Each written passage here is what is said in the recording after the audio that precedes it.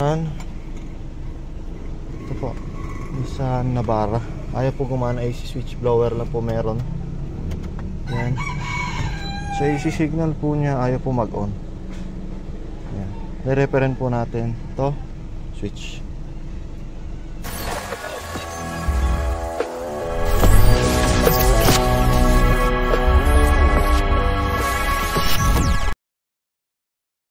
Testing na po natin isa-isa po yung capacitor, ano? Tsaka po itong mga resistor kung tama po yung value nya. Testing po natin isa-isa kung bakit po mamaya may putok na resistor kaya ayaw nang gumana, open circuit na. Ayan na po. After po natin ma-repair to, ayan na po, may ilaw na po, malamig na po, gumagana na po yung aircon nya. Gumagana na po, malamig na po. I-fix na lang po natin ngayon to para po mapaalis na natin yung customer natin. Okay na po, goods na po, goods na. Ito po ang sira, pag Nissan Navara ayaw po gumana ng AC, ayaw umilaw nito pero blower gumagana. Dito po sira. Ayan. Actually pangalawa ko na po ito sa na-repair. Ayun po, chinik ko po isa-isa yung pyesa. Yun nga po ang sira po sa loob.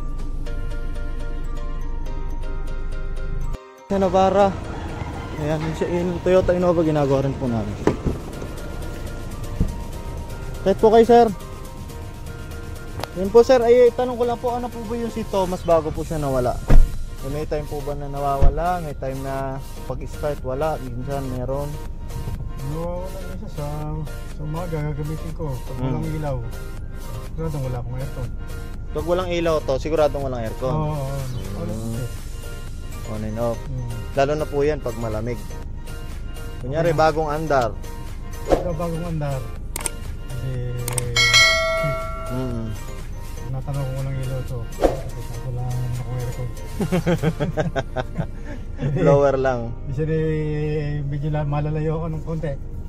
Pag-uwi ko sa bahay. Gagana? Hindi nakaparada lang ito. May alis na naman ako. Pag-switch ko, meron na. Bisa kung sakalan ako pupunta sa mekaniko, tsaka meron. Luloko ata ako. Di gano'n. Kailangan talaga gamit mo.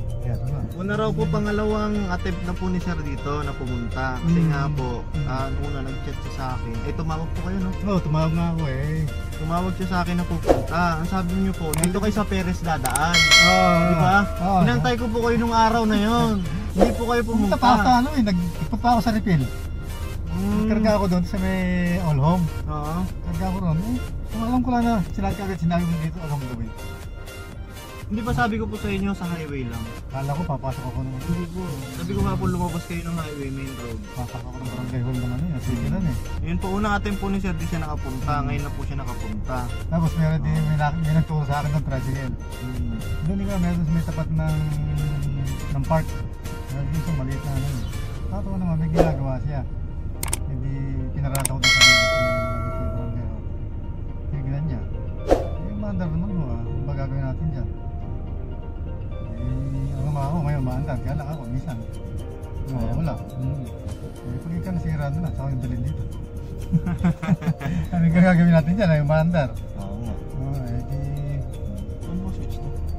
Sa ano yan, sa NDL. Thank you po kayo sir.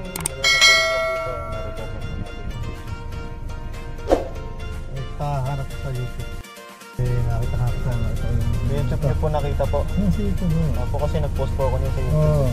Kasi magandaan nga nung tumawag ako. Dito lang pala Santa Maria. Hindi na ako lalayo. Buti po dito lang sa Santa Maria mo yung gumagawa. Hindi na ako lalayo. Meron ako nakita dito sa Pasig. Sa Pasay yata. Nakita ko. Dito. Basta ako kung kaya puto ng ganyan. Napaka-ganyan naman. Momos ko. Hindi nakakita. Sa mga taga-hanggat. Gano'n ko yan?